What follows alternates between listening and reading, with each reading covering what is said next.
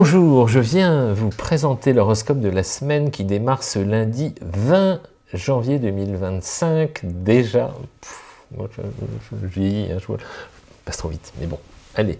Qu'est-ce qu'il y a dans le ciel? Il y a un gros morceau dès lundi, c'est le changement de secteur du soleil qui va quitter le Capricorne pour entrer en Verseau, très précisément lundi 20 à 20h01 en temps sidéral, ça veut dire 21h ici chez nous. Donc, cette année, ça change tous les ans en fait, il y a un petit décalage sur le calendrier qui nécessite des réajustements, vous connaissez le principe, hein, les années bissextiles notamment, il n'y a pas que ça, mais ça en joue, ça y joue pour beaucoup. Donc, d'une année sur l'autre, le soleil change de secteur d'un signe à un autre, avec une petite variable qui peut être de facilement 24 heures.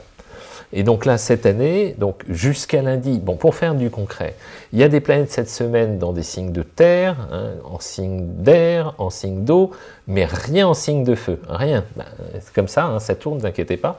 Mais il n'empêche que pour mes signes de feu, j'aurai des informations quand même pour vous, parce qu'il y a également, donc lorsqu'il y a des planètes en signe d'air, elles forment avec vous mes signes de feu, ce qu'on appelle des relations de 60 degrés, qui sont des influences de sextiles qui sont plutôt favorables, sauf quand ils sont en opposition. Mais en général, quand les planètes sont dans des signes d'air, elles veulent du bien à mes signes d'air et à mes signes de feu. Et lorsque les planètes sont en signe de terre, elles veulent du bien à mes signes de terre et à mes signes d'eau, et réciproquement. Hein. Toujours ce jeu de duo, en quelque sorte. Hein. Feu et air, terre et eau. Voilà, c'est des choses qui sont immuables au niveau des mécaniques, et ainsi de suite. Alors, je disais, pour reprendre le fil, lundi, jusqu'à 21h. Jusqu'à 21h. Nous, je m'inclus dans le truc, nous les signes de terre traversons une période encore heureuse, hein, avec ce bel apport de l'énergie solaire pour avoir une vision d'ensemble solaire, ça éclaire, vision globale, hein, plus de vitalité, de confiance en nous, d'assurance, de force de conviction aussi, hein, plus de forme en fait, enfin attention, hein, le contexte de vie joue évidemment bien à chaque fois de manière individuelle, hein, ça faut jamais l'oublier, hein, le contexte dans lequel on évolue a une prime sur les influences planétaires, je le redirai jamais assez, parce que j'ai encore des petits commentaires, et moi j'ai crevé un pneu cette semaine, vous me l'aviez pas dit, hein, j'étais Gémeaux, et bonne planète, et puis j'ai quand même crevé un pneu après Jupiter, ben voilà, c'est la vie, on n'y peut rien, je taquinais pas les Gémeaux plus que ça, mais bon, c'était l'idée. Alors qu'est-ce que j'ai d'autre? Soleil, donc à partir de lundi soir, rentre dans un signe d'air, le Verseau, hein, excellent pour un mois. Donc on arrive dans une phase très positive pour mes signes d'air, justement. Très bon pour mes Verseaux, bon anniversaire mes Verseaux premier décan, excellent pour mes Balances, hein, je ne veux pas entendre de choses, vous n'avez pas le moral mes Balances, hein, il y a le trigone de Pluton et la conjonction solaire qui passe dessus, c'est le moment de réamorcer un tas de choses, pareil pour mes Gémeaux justement, en ce moment vous êtes gâtés mes Gémeaux, vous avez la conjonction de Jupiter, le trigone de Pluton, 120 degrés, qui commence et qui va être là pendant 20 ans, donc le trigone pendant 20 ans, c'est quand même pas mal, et le Soleil qui en rajoute une couche sur Pluton, les deux s'associent, bon, c'est moins zen pour 4 d'entre vous dont je vais vous parler, pour 3, on va être sobre, mais pour vous, mes Gémeaux, c'est bon, hein, là, je veux vraiment que toutes les idées que vous avez en tête en ce moment, on essaye d'avancer, hein, de poser les premières pierres de projets qui ne demandent qu'à émerger, prendre forme. Trouver une dynamique, encore faut-il retrousser les manches, comme j'aime à le dire. Vraiment, c'est ça la priorité. Donc, très bon pour mes signes d'air pendant un mois, vraiment intéressant. Qu'est-ce qu'il y a d'autre pour mes signes d'air? Ben, c'est déjà pas mal. Hein. Il y a le Soleil, il y a Jupiter et il y a Pluton. Voilà, pour vous trois, ça ne peut être que positif. Du moins, j'ose l'espérer. Ensuite, pour mes signes de terre. Pour mes signes de terre, bon, ça s'arrête lundi soir avec le Soleil, mais il y en a une autre qui prend le relais. Il y en a même deux autres qui prennent le relais. Il y a pour nous deux planètes dans des signes bien concrets qui sont le Taureau et le Capricorne. Alors pour mes Taureaux, mes Capricornes et mes Vierges, c'est votre tour. Il y a dans un premier temps Mercure, la communication qui démarre la semaine à 18 degrés du Capricorne, c'est-à-dire presque à la fin du deuxième décan, qui va y rester encore toute la semaine. Mercure, le mental, les échanges. Hein. En Mercure, quand il est en Capricorne, je vous ai fait tout un laïus la semaine dernière sur le sujet, il est concret, pragmatique, factuel. Hein. On est dans une logique d'esprit d'analyse, comment dire, avec une marge d'erreur extrêmement fine. C'est pour ça qu'ils parlent si peu, ils ne veulent pas se gourer. Donc ils vous disent des trucs, c'est bien pensé en général. Un peu sec, mais c'est en général comment dire, je leur accorde une forme d'honnêteté intellectuelle chevillée au corps avec Mercure en Capricorne. Parfois on peut se gourer, hein, mais globalement il y a cette tendance-là qui est à mon sens un bon point. Donc très bon pour les analyses froides, factuelles, logiques, sans flou et sans détour pour mes Capricornes, mes Taureaux, mes Vierges, mais également mes Scorpions, 60 degrés en amont, et mes Poissons, 60 degrés en aval. Vous 5, Mercure vous protège vraiment dans de bonnes conditions. Qu'est-ce qu'il y a d'autre? Il y a Uranus, lui il est tellement lent, 84 ans pour faire le tour, il redescend à 24 degrés du Taureau, il va former dans la semaine un bel aspect avec Mercure justement, hein. Mercure qui va arriver à la fin du Capricorne, Uranus qui est à la fin du Taureau, 120 degrés entre les deux. En ce moment, mes signes de terre, hein, mais aussi mes signes d'eau, par le jeu de la combinaison qui vous associe, les idées qui sont en train de germer, l'esprit pratique est à la manœuvre, le bon sens près de chez vous domine les raisonnements. Moi j'aime bien le bon sens en bon signe de terre, avec Mercure en signe de terre.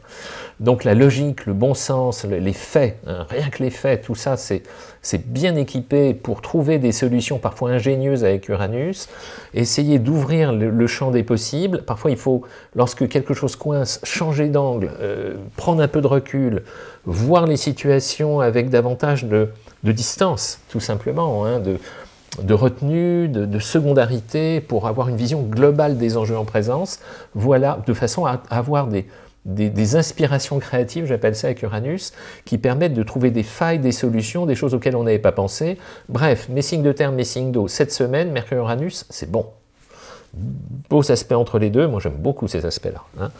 Après, qu'est-ce que j'ai d'autre? J'ai ma Vénus, et puis j'en ai des planètes en signe d'eau en ce moment, j'en ai un paquet.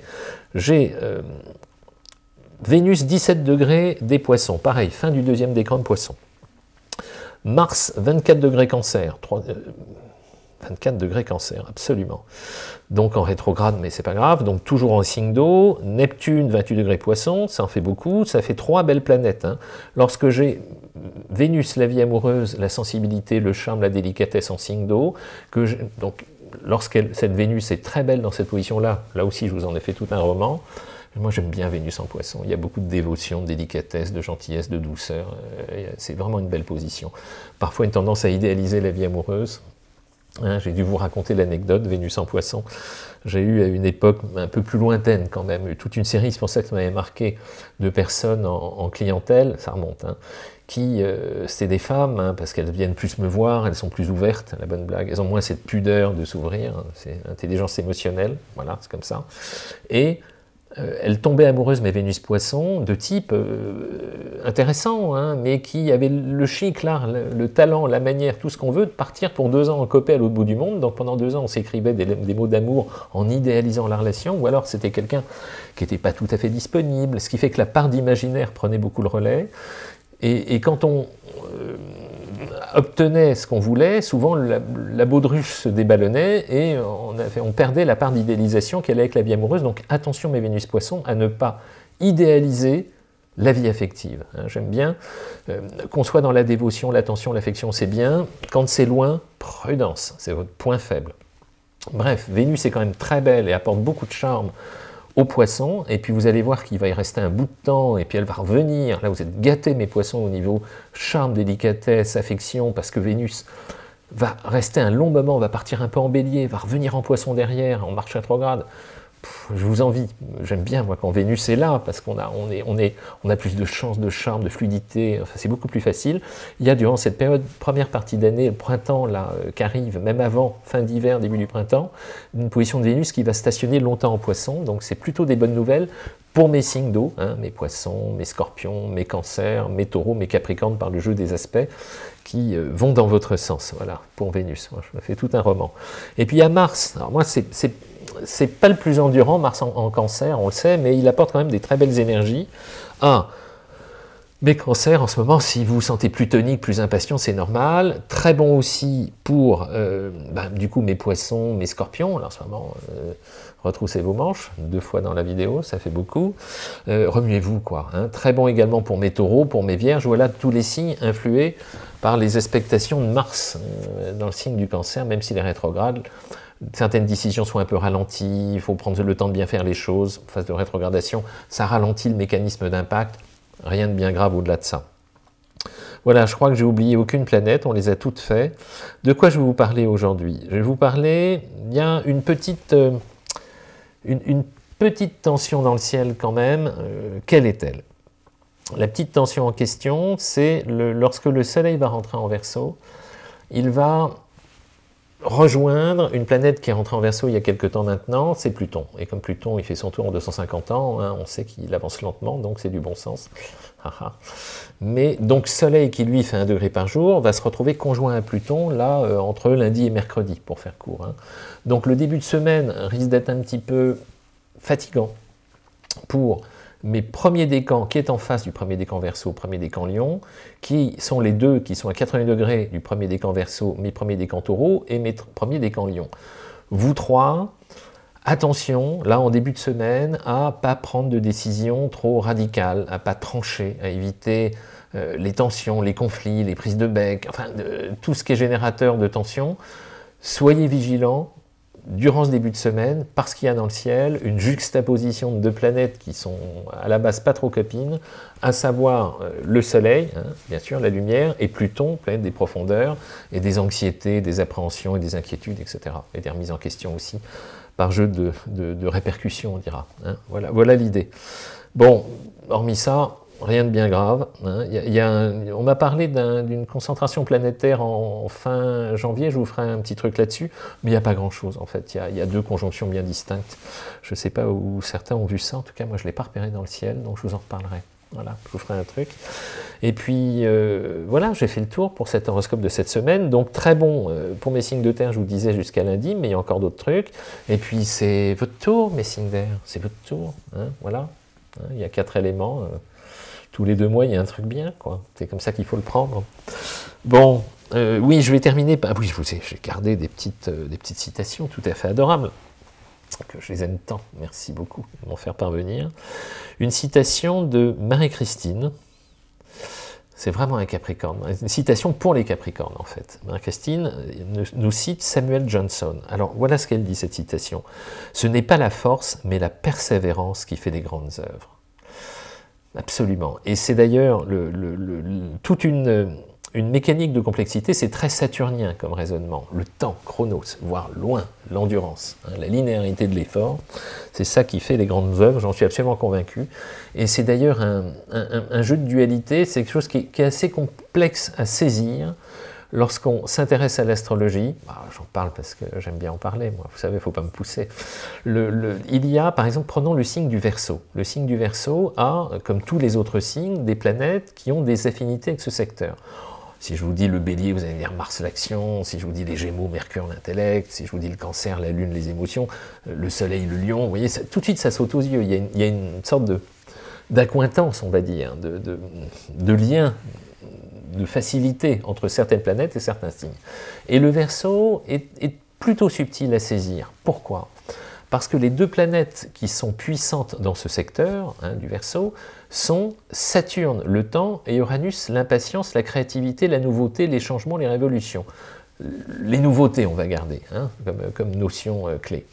Et il y a à la fois dans ce secteur du Verseau, qui est un signe d'air, donc qui a besoin de fluidité, de relationnel, d'échange, de liberté, de mobilité, cette double pression, hein, on arrive en Verseau, c'est pour ça que j'en parle, cette double pression qui est à la fois la capacité à faire preuve d'une rigueur, d'un sérieux, d'une fiabilité, c'est Saturne, hein, le boulot de Saturne ça, et en même temps Uranus qui d'un seul coup fait qu'ils peuvent tout envoyer balader, bon, changement soudain, complètement inattendu. Et c'est une des subtilités à bien essayer de comprendre chez le Verseau. Alors quand on fait du profil individuel, on arrive à calibrer s'il y en a un qui est plus actif que l'autre, ou moins actif que l'autre, à quel moment, en fonction des influences qui réveillent quoi ou qu'est-ce. Mais cette dualité, elle est quand même là, latente. Voilà, avec Pluton, bon. On pourra en parler des heures. Et puis enfin, une deuxième petite citation que j'aime beaucoup, une citation d'Annie. Annie qui nous cite Anaïs Nin, je crois, je ne connais pas cette autrice, Anaïs Nin, d'Annie. Alors, l'humain attribue souvent à une personne ou à un objet la responsabilité d'être l'obstacle. Hein, je l'aime bien celle-là. Alors que l'obstacle est en soi-même. Alors, bien évidemment, là, voilà ce que ça éveille chez moi, mais c'est ouvert hein, aux échanges, bien évidemment, c'est le but du jeu. L'humain attribue souvent à une personne ou à un objet la responsabilité d'être l'obstacle, alors que l'obstacle est en soi-même. Il y a plusieurs notions là qui se jouent, mais j'aime beaucoup ce raisonnement-là, j'aime beaucoup cette citation. Pourquoi? Parce que dans mon esprit, il ne faut jamais oublier qu'on est des mammifères, que ça fait 3 millions d'années qu'on se balade sur la planète, qu'on a été très très longtemps jusqu'à il y a 10 000 ans, donc en gros 3 millions d'années moins 10 000 ans, on était des chasseurs, cueilleurs, pêcheurs, et donc quelque part, si on allait chasser un buffle tout seul, qui était à, je sais pas moi, 10 km de la grotte, on risquait d'être confronté à pas mal de difficultés, déjà il fallait l'attraper, ensuite il fallait le ramener. Donc en revanche, si on chasse des gibiers qui sont dans notre périmètre, hein, on aura plus de facilité s'ils sont moins gros pour les balader et moins gros pour les attraper. Voilà, c'est du bon sens que je suis en train de vous dire. Si j'ai utilisé cette métaphore, c'est pour mettre tout simplement sur le concret quelque chose de simple qui consiste à dire, si on a des objectifs surdimensionnés dans la vie, hein, ça va être beaucoup plus compliqué de les atteindre. En revanche, on prend beaucoup plus confiance en soi si on commence par des petites victoires dans la vie de tous les jours, des petites récompenses qu'on s'accorde en disant là j'ai réussi ce truc-là, ça me donne confiance, je continue, et être linéaire et programmer ses efforts pour les objectifs plus denses, quitte à s'entourer, faire équipe, fonctionner en groupe ou en synergie, pour optimiser les chances de réaliser des choses plus importantes. Voilà, c'est ça l'idée. Donc seul, moi j'aime bien les synergies où on s'apporte chacun ce qu'on est susceptible d'apporter dans le groupe. C'est un état d'esprit, et raison pour laquelle la responsabilité d'un obstacle, elle est souvent en nous-mêmes, c'est qu'on a mal paramétré, pour conclure, la façon de s'y prendre pour réaliser ce qu'on voulait. Toujours l'adéquation entre besoins et moyens, elle est vraiment structurelle, celle-là. Voilà ce que je voulais vous raconter aujourd'hui. J'espère vous avoir fait sourire, vous avoir apporté des bonnes énergies comme j'aime le faire, et puis merci pour vos likes, vos gentils commentaires, vos citations. Et puis on se dit à la semaine prochaine. Merci.